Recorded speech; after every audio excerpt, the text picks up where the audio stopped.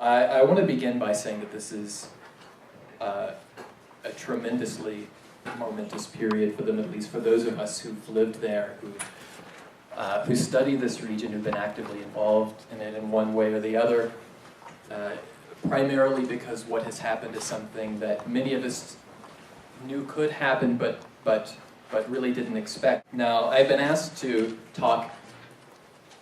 a bit about Egyptian history, and I think I'm going to do so really as a way of bringing a bit of caution to our analysis of what's going on right now. Because what we find historically when we look at two of the major revolutions in Egyptian history in 1919 and in 1952 is that there is always the possibility of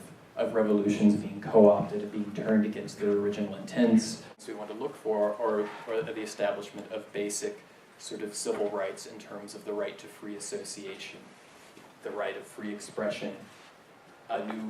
new constitution that empowers the parliament rather than the president, and some kind of guarantee that there will be established an independent judiciary to guard these rights. But there's another factor that I think if we want to actually call this a revolution that we really need to see, and this is something that's been pointed to less in the press, which is undoing what I would call the long-standing policy, the open-door policy first initiated by Sadat in the area of economic liberalization that has actively worked against the interests of the majority of the Egyptian population, has made them subject to what I could only call a brutal regime of neoliberal capitalism.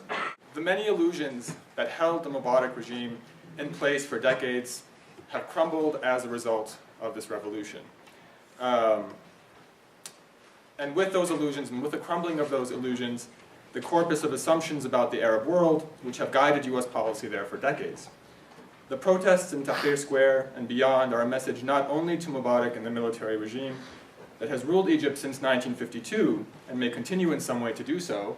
which is the caution that Professor Willis gives us, but they're a message also to all the region's autocrats, particularly those supported by the West, and to Washington, which after spending years lamenting the lack of democracy in the Arab and Muslim worlds, has responded with a mixture of trepidation, fear, and hostility to the emergence of a legitimate popular or populist pro-democracy movement in the Arab world's most populous country. We have this movement, largely peaceful, for democracy, and the fact that it has posed such a problem for Washington is in large part because the US cannot claim credit for it like it could, for example, shock and awe in Iraq, and could not, at least initially, manage it, although now it looks as though the management is proceeding through the Egyptian military, which has close ties to the US military. The mobilization then of the term stability becomes synonymous with perpetuating the status quo as it relates to US interests in the region. So long as Mubarak opened the economy to multinationals, achieved high growth rates for a selected few, so these growth rates, economic growth rates, are always manipulated statistics, and honored his foreign policy commitments, allowing swift passage for US warships through the Suez Canal, torturing radical Islamists kidnapped by the CIA as part of the rendition program, and maintained the peace with Israel, and tightened the siege of Gaza, American military aid would continue to flow at a rate of $1.3 billion a year. In the eyes of the demonstrators, the US could hardly pretend to be neutral. The tear gas canisters fired at them were labeled "Made in America," as were the F-16s monitoring them from the sky. And calling for something more than a managed transition under military rule, the demonstrators in Egypt were defying not just Mubarak and their government, but also the US.